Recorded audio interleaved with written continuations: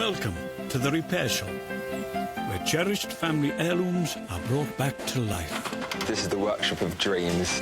Home to furniture restorer J. Blades. Nowadays, everybody spends a fortune on stuff that once it's broken, they just bin it. But everybody has something that means too much to be thrown away, and that's where we come in. Working alongside Jay will be some of the country's leading craftspeople. Every piece has its own story. It's amazing to think that some of my work becomes part of that story.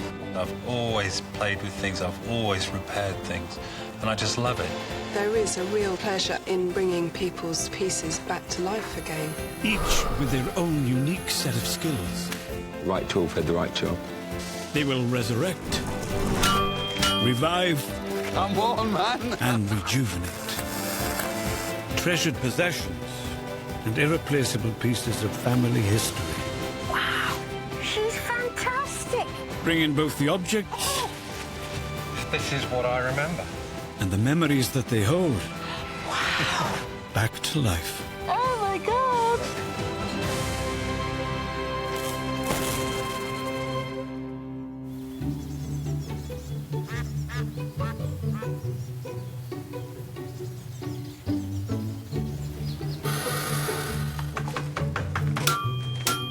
In the repair shop today, the future of a 100-year-old figurine is in Kirsten's hands. Oh, golly. So it's actually come away. While a Victorian keepsake challenges silversmith Brenton.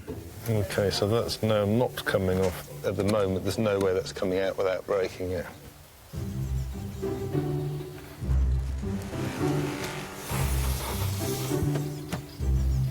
But first, a family heirloom in need of attention. Hello, how we doing? Hello. You all right? Hi, thank Oh, you. there's three of you. Yep. That's cool. Sisters Anne, Jill and Mary are here with something that holds precious memories. So you brought along clock. I'm going to need my main man, Steve. If you don't mind helping us out. It's a little one, though, isn't it? Hello. What have we got here, then? Yeah, it's Steve. Horologist Steve Fletcher is the go-to guy for anything that ticks. This is a clock our grandfather made.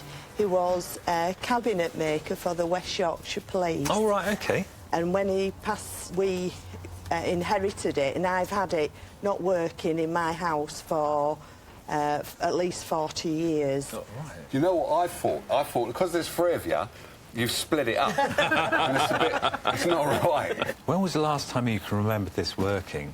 Oh, I can't remember it working, really. I'd asked my mum, and she can't remember it working, so well over 50 years. Oh, gosh, Sorry. right, OK. Yeah. And your dad made this, then? My grandfather. You know, with him actually making it, and it sort of brings back memories. I think We've got very fond memories of our paternal grandfather. He was a wonderful man, you know, spent a lot of time with us. He was such a kind, gentle man, you know. We haven't got a lot No, we haven't got much to remind us of him. But, yeah, so it yeah. would be wonderful, really would. This is one of the big things that we've got left of him. So this clock will remind you of your grandfather? Absolutely. Yes, Yeah, it will, yeah. yeah. Fantastic. Yeah. Gosh, that is... Dusty. I can see that hasn't been working for years. This is a big job. How on earth did it get so broken like this? It did take a bit of a tumble down the stairs at one point. Oh, did it? Yeah. It's fallen down the stairs. That Yeah, would it explain it then. And did you knock it over? My son did when he was little, doing hickory dickory dock, and we caught him swinging it, so he dropped it, yeah, when we shouted. It did come apart from the main body of it. Yeah. Is your son still feeling guilty about it? Yeah, we remind him constantly. Yeah, he's 30 now. I can see that it's been made really well. Yeah. And what sort of clock do you call it? A grandmother clock. So it's probably called a granddaughter clock. Granddaughter clock? Yeah, because it's that much right. shorter. Yeah. They're all quite loose terms. They're all Yeah. called long case clocks, really. Yes. But this one would be a granddaughter clock Oh, because that's it's so lovely to short. say I've ended up with it, really, isn't it? Because I'm his granddaughter. Yeah, that's a bit of a project. All right. All right. So leave it with us, ladies. Yeah, and we'll thank get back you. to you. That's All right? brilliant. Thank you. That is quite a lot, though, isn't it? That's a lot of work. And just a bit upset that it's got in such bad condition, really, because that's one of the memories we've got of our grandfather. We'd just like to retain it and get it back to how it was. That anything that we can keep after 50, 60 years that he made, it'll be treasured in the family forever. I tell you what, every time I glance at this, there's more work. There's more. When I hear you say that, I know there's a lot of bits missing, but you didn't make it too bad to them. It really is a big job. There's bits missing, broken, the glass is missing, the bezel's bent, and this is before I've even taken the mechanism apart, so goodness knows what I'll find, but all very interesting, really. All right, well, we've got a lot of work. Can't hang about here. Good Let's job. get it onto your bench then. OK. Right.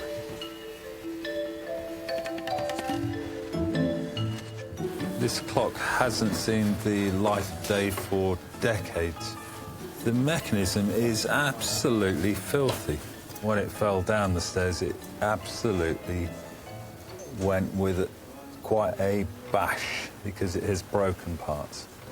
I can see here this clock needed an overhaul before it fell down the stairs because you can tell in the holes they're absolutely black. So I've got to give it a full overhaul, basically, and do all the repair work. And I don't know what I'm going to find yet. Oh, that's tight. I have to try another screwdriver. Love using this screwdriver. It feels great. It belonged to my grandfather, and it just works. It's a ratchet screwdriver, and it's worked for 80, 100 years. It's just lovely. And my grandfather used it, so I'd love that.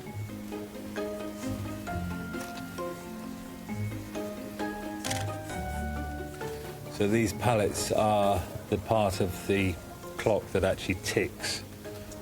You've got these pallets here, which on this clock, they're made of semi-precious stones like rubies. So in turn, these pallets go in between the teeth of the escape wheel, which does the tick-tock, tick-tock. And they're slightly chipped on one edge, but I think probably the working part of the escape wheel should be OK on it.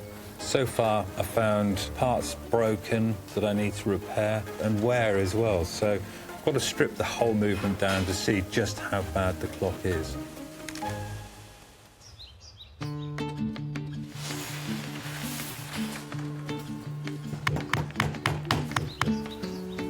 The next customer to arrive at the repair shop is Martin Wedgwood from Staffordshire.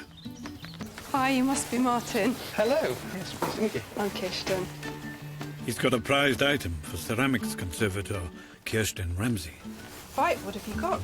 We have a First World War soldier that was made by Royal Doultons in 1919 to commemorate the end of the First World War. Goodness me. I've actually never seen one of these. I've never seen another one. Oh, really? OK. That's Blighty. As you can see, it's across the bottom. I see. Yeah, absolutely. And they're not very common. Unusual, really unusual. What can you tell me about this piece, then? Well, my grandfather was Harry Bentley. He was a master thrower at Doulton's, Royal Doulton's. Oh, really? We understand he was the last master thrower that threw on the production line at Doulton really? before they went over to fully moulded cups and, you know, where he had hooked thumbs. Oh, did he? Because, you know, he started when he was 15 and worked right the way through till he retired, and continuous pressure on the clay and his thumbs hooked round. Sort of thumbs became tools almost. Yeah, that's right. Yeah, goodness me. He had odd things in the house, cups and saucers that he'd made himself and things like that. Right. And this, and as a young lad, that was fascinating, you know, to look at it and touch it and see it there in the window. Yeah. So you actually touched it, did you? Oh, yes. Well, I know I was supposed to, really, when we were allowed to do, but you'd sneak in there, myself and my brother, and go through the cupboards and things, you know, as you did. My mother, when my grandfather died, she knew I appreciated it, and so when she passed it on to me, rather than kept it herself. It's quite unusual, isn't it? It is. Very, very shiny, very glossy. Yeah. I see underneath it says titanium. Titanium, as So- opposed to the metal. Titanium, Yes, yeah. It's titanium ware, Right. which is quite rare. I don't think I've worked on this type of glaze before, It is actually. unusual, it is. So, I'm just... Obviously, there must be something If you look at his head- Oh, yeah, I'm seeing it in the light. His head's been off, yeah. Apparently my grandmother, sometime in the 60s, when she was dusting, managed to knock it over and the head came off and she stuck it on. As you can see, not particularly well, and there's a little chip on the cap Yes, yeah. where it probably hit the hearth or something on the way down. It looks like perhaps it's a sort of animal glue or something. I mean, one of the things she used was egg white. Oh, really? Historically, I remember, you know, that being used to stick things on. So Oh, OK. it could be that, but I'm only guessing. I mean, I've seen things stuck together with chewing gum and all sorts, but I've never egg white, so hopefully it'll come off quite easily. It'll be interesting to mimic this glaze. It might be slightly tricky. A challenge. I'll do my best, yeah. Well, if you'd like to leave it with me, I would indeed, and yes. I'll be in touch. Super. Thank you very much. Thank you. See you again soon.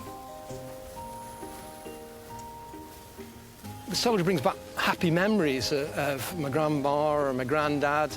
We were very close to them, myself and my brother. I've never actually remember seeing him intact, you know, because my grandma broke him in the 60s when I was a wee lad. And yeah, it's been nice to see him fully repaired and resplendent in his uniform. This is a really interesting piece. In 25 years, I've not worked on a piece of titanium ware, and I've certainly not knowingly worked on anything that was stuck together with egg white. Probably the most challenging thing is going to be mimicking this glaze. It's incredibly shiny and glossy, so that might prove to be quite tricky. I will find out.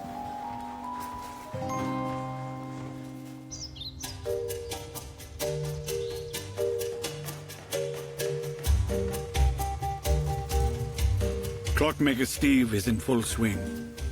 He's been cleaning all the individual parts of the Granddaughter clock, and he's now ready to begin repairs. Right, I've got the bezel all ready to solder now. What I've done is wired it up. I've put these fire bricks around to hold it steady, and hopefully it's going to stay still and I'll be able to solder it okay. So I use silver solder, which melts at a far lower temperature and runs into the brass joint. The solder's run beautifully. Before he moves on to fixing the mechanism, Steve needs to get renovations on the wooden case up and running. It's the perfect job for furniture restorer Will Kirk. Well, I need your help. More work for me? Yep, absolutely. I was about to sharpen my chisel, Steve. Well, you'll have to do this instead. Right. This is a Granddaughter clock. This goes on top like that. I see. And then the mechanism goes in there, obviously. You have a mechanism? I do have the mechanism. Quite an easy job for you. It looks easy. I don't want to say easy yet, because I know with you always give me these easy jobs, and they end up turning to be an absolute nightmare. Yep. Well, it looks like it's broken into just the two pieces. Yeah. Finished. Oh, done. Thank you. Probably could do with a good polish as well. Half an hour? Half an hour. Maybe even less. Don't hold me to it, but I will let you know when it's ready. And counting. And counting.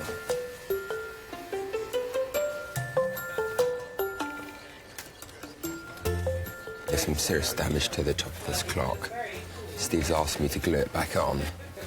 The only problem is, I'm not sure if it's through heat or a change in temperature, but the top of this seems slightly twisted. I've turned this around and I realised that this flat panel on the side is quite loose. So maybe if I glue that back on and clamp it back in, then the top should sit a lot better. One little trick with using a clamp is I usually get some wood between the surface that you're clamping and the bottom of the clamp, because what you don't want to do is clamp that on there, tighten it up, because then you're left with the ring mark. That prevents any further damage. Next, Will seals the join with wood filler. Then takes the clock case outside where the natural light helps him to perfectly match colours and paint over the fill, seamlessly concealing the repair. The thing with wood, it's not always just a flat colour like a flat brown or anything. It actually has sort of layers and different depths to it, so it's quite tricky to build up that colour to make it look like wood rather than it's just been painted on brown. Yeah, it's looking really good.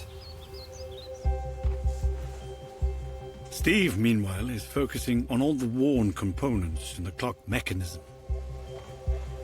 After decades of use, the part that regulates the speed of the strike has become very loose. The bearing that it goes in, you can see it's just flopping around in there. That's because the hole has really worn far too big. So basically, I've got to pop a tiny little bush in. A bush is a minute ring of metal that closes up any holes that have worn too large. So that bush is in there. Then I need to open up the hole. There's a very, very small hole, probably about 0.15 of a millimetre. So I'm using these little needle-like things. It's a 5-sided tapered cutting tool that we use for opening up holes. This one is probably as fine as a hair or an acupuncture needle. You just keep twisting it around until you get to a point where the pivot goes in. That's better.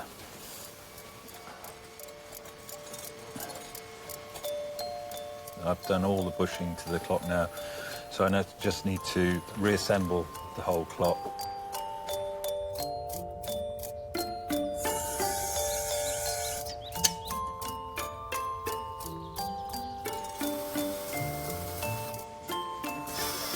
Steve, for you. Yeah. So the top is connected to the bottom, and there were a few cracks that I had to fill and blend in. That's brilliant. Perfect. Yeah. Happy? Get it finished now. Get it finished. Well done. Get it done. About time.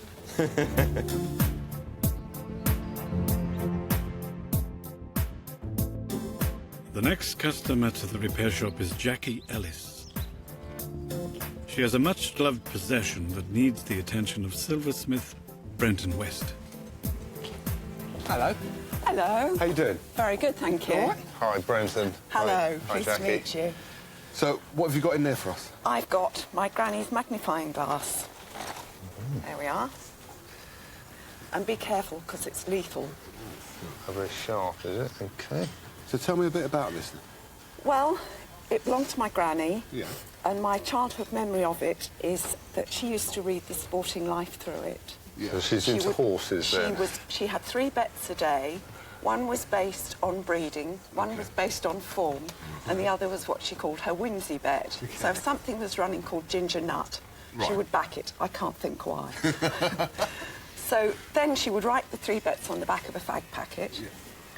They would be given to me, and I would run to the local tobacconists. And then I think he probably phoned the bets through, but we didn't have a phone. OK. I mean, you know, we're back in ancient history now. Yeah. One day I came back and it'd been pouring with rain, and I was absolutely soaked. And I said, Granny, why don't you just go to the bookies in the high street? She looked at me as if I was mad. Yeah. And she said, darling, I wouldn't be seen dead in a betting shop. So do then? So yeah. But she engendered in me a great love of racing, which is still a big part of my life. Did she have a window? Yes, she did. She did. She very rarely ended a week out of pocket. She was good. So this is a lucky magnifying glass, then? I think so. And it looks like it's been well loved. Yeah, I don't know its history at all. I've often wondered if it was French, because she used to go to the casinos on the south of France. She liked gambling, then? Yeah, she did. She liked gin, too. OK. But she died in 1986, so I inherited it then. And was it broken when you got it? I pretty much remember it being broken all the time, because if I picked it up, she would say, be careful. So she would use it like this, and it was broken like... Yeah. Oh, Oh, she was reckless. Because that's really dangerous. It is. Yeah. What they used to do when they made silver objects is to make it out of very, very thin silver and then fill it with pitch, which gave it a weight and a strength.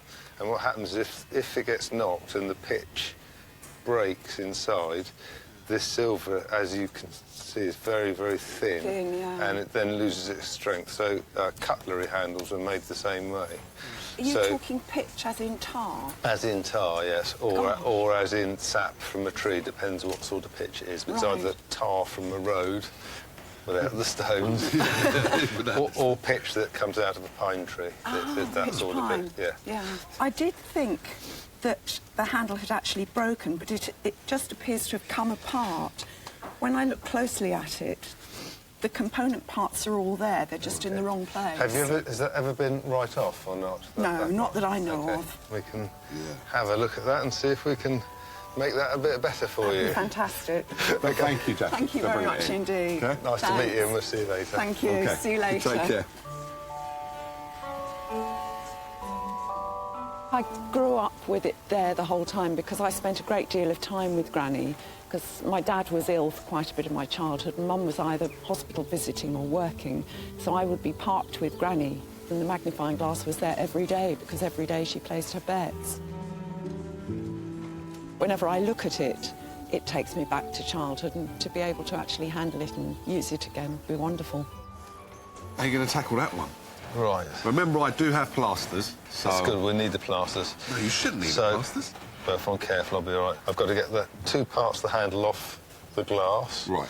Got to clean up all these sharp edges. I've then got to get the pitch out of it. Pitch, right, yeah. Which is the stuff that's keeping this stiff. I've then got to establish what the metal is. I believe it to be silver, although if it's brass, with silver plating on it, you can't heat that up without replating it, because it'll burn all the plating off. Right. So I need to establish that it's solid silver as well.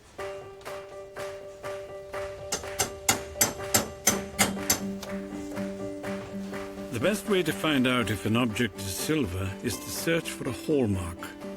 Tiny imprints of numbers, letters and images in the metal that, to the trained eye, tells a story. I have seen a small mark on here, so I'm just going to have a quick look and see if I can establish whether it's silver or not. And I can see a lion, which is a good sign. And I can see an anchor. So the anchor signifies it's from Birmingham, and the lion says it's sterling silver. There's a date letter, which I would have to look up, and there's a maker's name, which again I can look up. The point of the hallmark is that it's a tested government quality, so this is 925 parts per 1,000 silver, guaranteed. If it wasn't to that standard, they wouldn't hallmark it.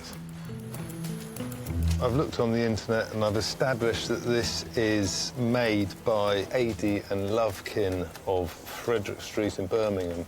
The date letter on this item is a T, which is 1894, so we know it's Birmingham, Adey and Lovekin, sterling silver, 1894.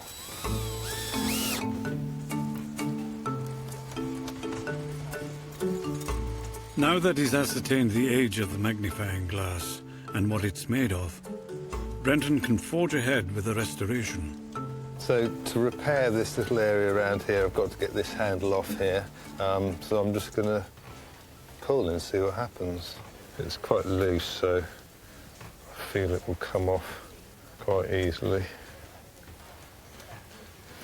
So that is really, really on there.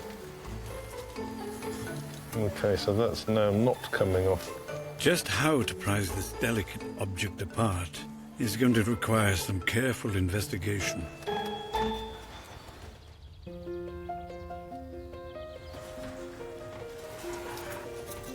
Kirsten is restoring a limited edition figurine, created to commemorate the end of the First World War. She needs to reverse a previous 60-year-old repair, allegedly fixed with egg white. Blighty is going to have to lose his head.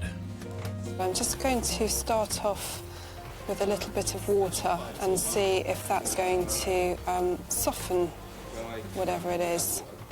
What we tend to do is actually work our way up through the various chemicals to see which one will soften the adhesive, and you always start with water pretty much. No, that doesn't seem to be softening it at all.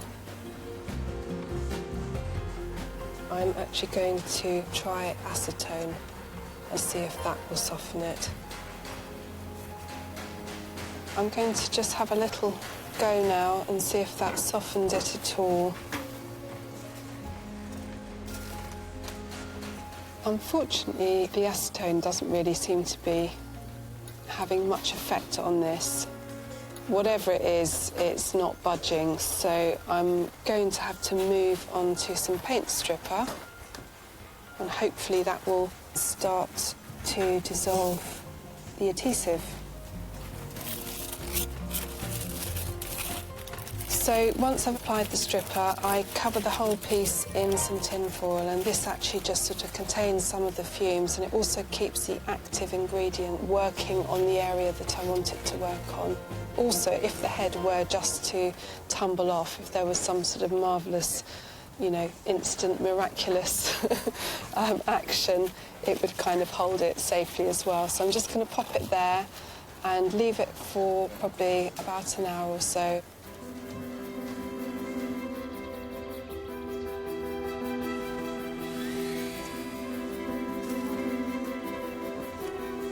Steve, meanwhile, has almost finished reconditioning the Granddaughter clock, built by a beloved granddad over 50 years ago. This has been quite a nice job to do, actually. It was in a heck of a state. You wouldn't recognise it now from how it looked before. We're ready to pop it into the case now. The mechanism, bezel, dial and case may be reunited again, but will the clock start running? I just pop the pendulum in and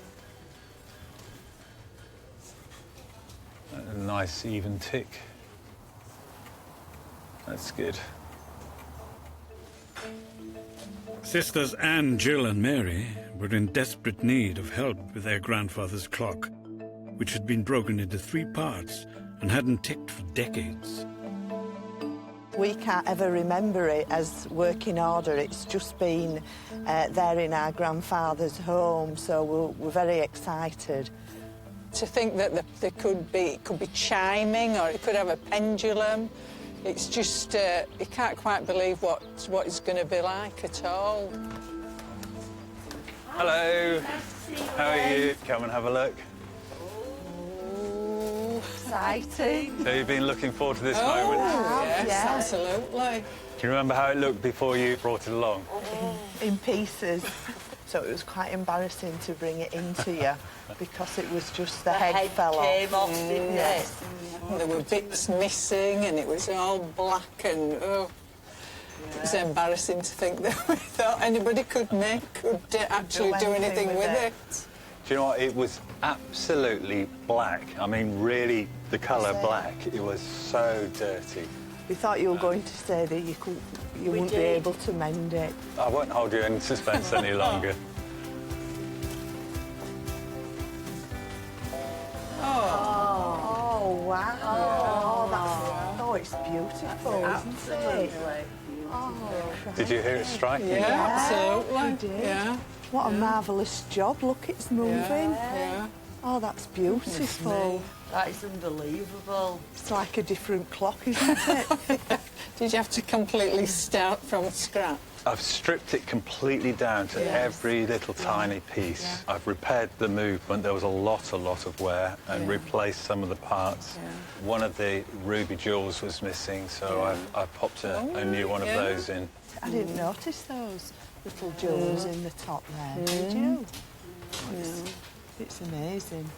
So you can see Will has done a most amazing job of the case as well. You must have spent hours doing did. this. I mean, it's brilliant. It's absolutely brilliant. It's an absolute family heirloom. It's definitely going to be something that's passed on to future generations now. And it's got an even bigger story to it now. No, it has, Because now it's been fixed and sort of brought back from the dead almost. Absolutely. Yeah. It has. Where is it going to go in your house? Well, before it was in the dining room in the corner, but I think I'll have it in the lounge in a more prominent place now. Can you make a promise to me that, that you don't put it on the stairs? No, it's not. No, it's not going anywhere near any stairs. No. And her son's not going anywhere near it either. It's been a pleasure to do. Thank you very much. It brings back real memories of Grandad because he was such a lovely man and he was a very clever man. We have pieces of furniture in the house that have been made by him, but the clock was something special. It is, it's amazing. It'll take pride of place in the house and it's a talking point of the family. Everybody will be coming round to have a good look at it.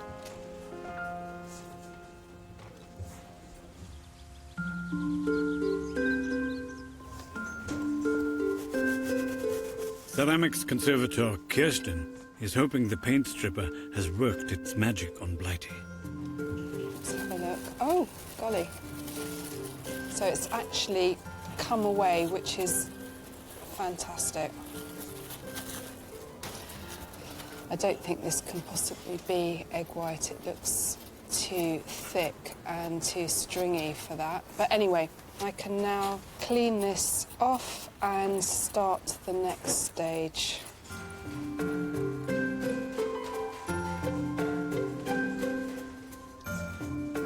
There's a little soldier doing. Not you, him. Blighty. Was it egg white? I definitely don't think it was egg white. So Sure? yeah, the stuff that I kind of excavated out of there definitely wasn't egg white. No. OK. No. So this is just like glue, basically, but you're not going to call it glue, it's an adhesive. It's an adhesive, yes. Okay. It's a conservation-grade epoxy that's specially made for ceramics, basically. OK. And it's sort of got really good non-yellowing qualities. It adheres really well. Yeah. But it's also reversible.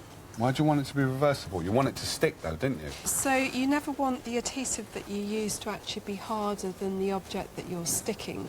If people in the future want to take this piece apart and, you know, redo it, because perhaps, you know, with time the repair sort of breaks down, then you can do that quite easily. So they won't cause any more damage by taking it apart. Exactly. But if it was stronger, then it could just rip it all apart. Yeah, it's a real problem when I come across that. So I'm just going to pop his head back on. So your timing is quite good, actually. I might need a finger. Oh, well, let me get my finger ready. I might be all right, actually. Seriously, I've just got my finger ready and I'm not going to be able to use it. Do you know what, Jay? I'm so used to just doing this on my own. So my finger is redundant? Well, never say never. Let's see, it might just tumble off. Well, I hope it does. This finger was really prime. Next time. Thank you. Thanks for offering. Yeah.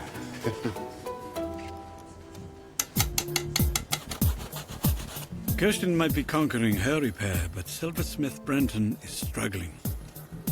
He had hoped the 120-year-old magnifying glass would come apart easily, but he's having to excavate inside the handle in an attempt to find out why it's refusing to yield. So it's not pitch inside here. It looks like it's shellac, I think, which has been used to make this handle solid. So I'm just slowly easing it out, which will then loosen this up and I'll be able to pull it out. It's going to be slow and laborious, so I've just got to chip it all away and then hopefully I'll be able to pull this rod out.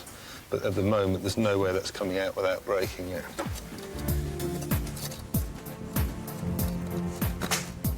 Shellac does melt when you heat it up, so I'm just going to try and warm this up a bit.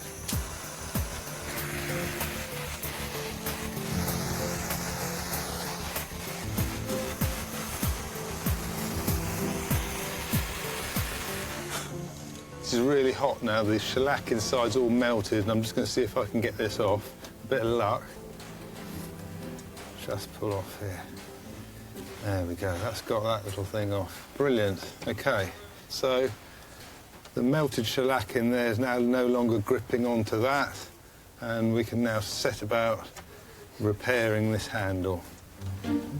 That was quite hard to get that apart. I'm really pleased we got that apart without completely breaking it. Brenton has to make all the wafer-thin pieces of bent and crumpled silver lie flat enough to fit together in one smooth handle. We're going to try and tidy up all of these joints so that they fit together nicely. So I'm just cleaning the melted shellac, ready for me to straighten this out. OK, so now we just need to start straightening this out. As a silversmith, you can work on all sorts of metals. I've made wings for racing cars, rings for people who are getting married, so all kinds of metal. Most metal acts the same way, most metal bends, most metal joins together. It's just working out the best way of doing each one. Once the metal is straightened, Brenton can fix the pieces together, usually done by soldering. But the magnifying glass has thrown him yet another curveball. This silver is so thin, it's too thin for me to risk soldering. As soon as I touch a flame against this, I fear it may disappear into a pool of molten silver. It's such a long solder joint to do. I think the best thing to do is to glue these two things back together when they're straightened out.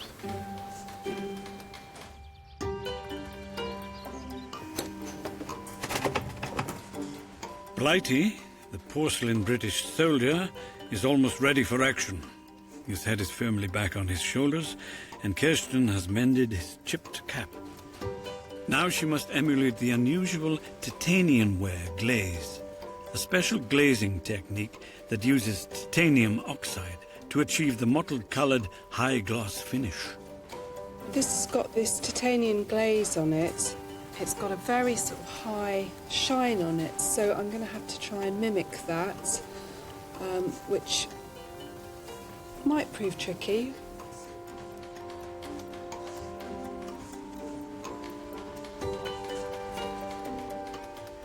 That's starting to disappear quite nicely now. This took me a few goes to actually get the right sort of combination of pigments.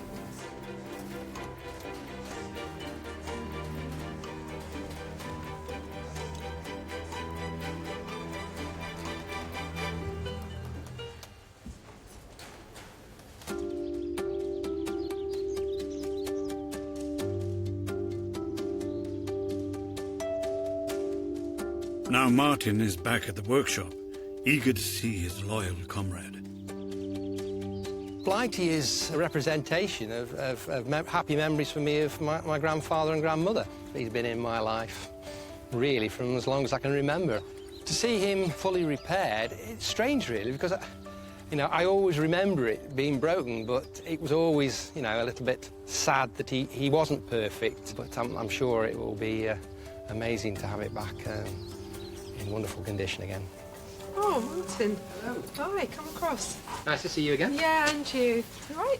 Apprehensive, but yeah. Oh, apprehensive. Yeah, a little bit nervous. I've taken very good care of Blighty, so I won't keep you in anticipation any longer. Here. Yes. Oh, it's amazing. That's tremendous. Gosh. And no chip on the cap. Absolutely. I filled that in for you. That's amazing.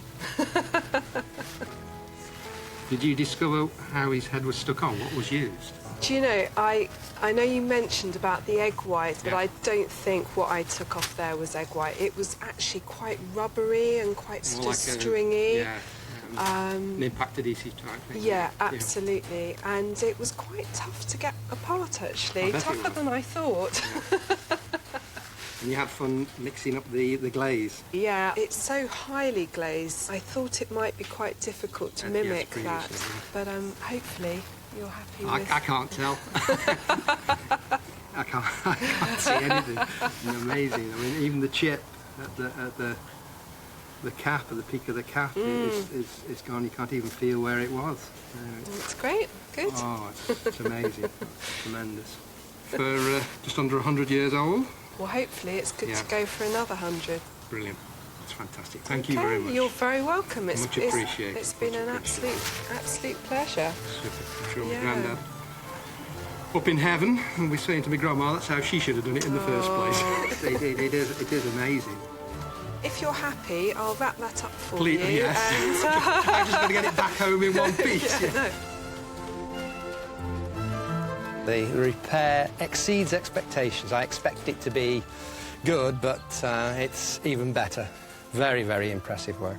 My grandfather was a master thrower. He threw by hand, and he appreciated, the craft that went into making Blighty, and it's a lasting memory to his skills and the skills of the craftsmen that made the figure in the first place.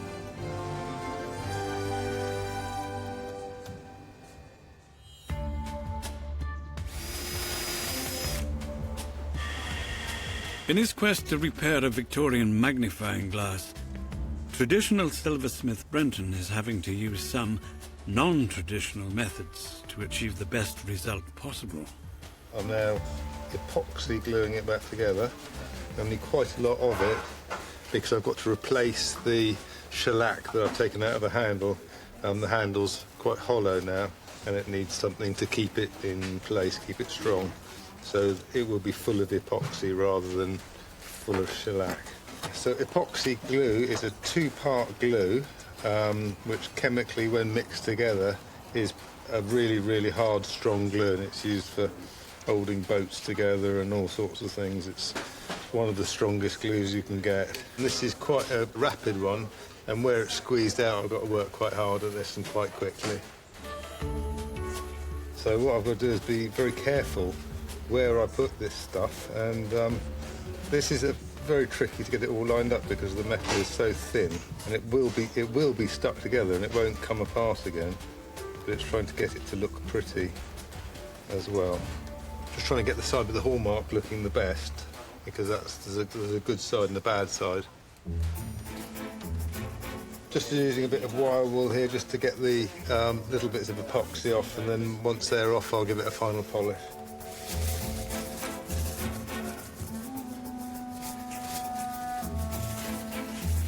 It really has been a long day on this. It's been a really, really, really tough repair because the silver was so torn and so thin, and getting all the little flaps to go back in their place has been really tough, but I'm pretty happy that we've made the best of this item. The handle's back where it should be, and it's ready to go, so yeah, happy. Owner Jackie will be equally happy to see her grandmother's magnifying glass and all the fond memories it inspires.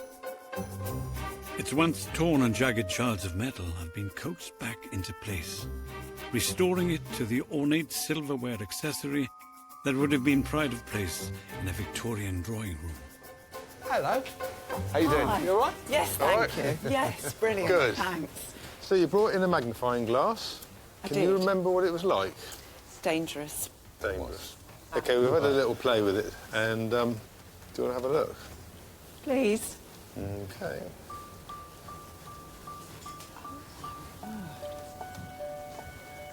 Can I touch it? You can. Oh, that's genius. That is fantastic. Oh, thank you. Brilliant. I'm glad you're Really? pleased. God. I think that the great thing about this is that now it can be part of my life again. I can use it and it can be centre stage again, and it just brings back so many memories. Right. Just fantastic, thank you. Right, OK, so I had a little dig around and I found a hallmark on it, and it's just under your thumb there. You'll probably need a magnifying glass to see it, but I don't know where you're going to get one of those. But it was made by Adie and Lovekin in Birmingham in 1894. Gosh, fabulous. 1894? 1894. So it's had a bit of it's got some age to it. Well, Granny was born in 1902, so it would have been... It probably belonged to her parents, Probably, I'm and guessing. then she would have been given it, so they'd have probably bought it new. Oh, that's really interesting. Yeah. So now you have it in your hands, what kind of memories does it bring back? Well, it was always centre stage. Right. And it will be again, because it's been locked away in a spare room, consigned to oblivion where it can't lacerate any guests. But now it can be back in the centre of life, and it was always in the centre of Granny's table, and it'll be in the centre of my sitting room now. So, brilliant. Thank you. Good, excellent. So thank you for bringing it in. Brilliant. Thank you very much indeed. I shall be very careful. Thank you. Yeah. Bye-bye. Bye-bye.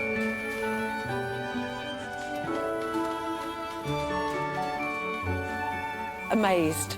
Absolutely amazed. It's wonderful that it's fixed now, and every day now I'll see it and remind me of my mad old granny. Join us next time as more cherished memories are revived. Oh my God! And family treasures rescued in the repair shop.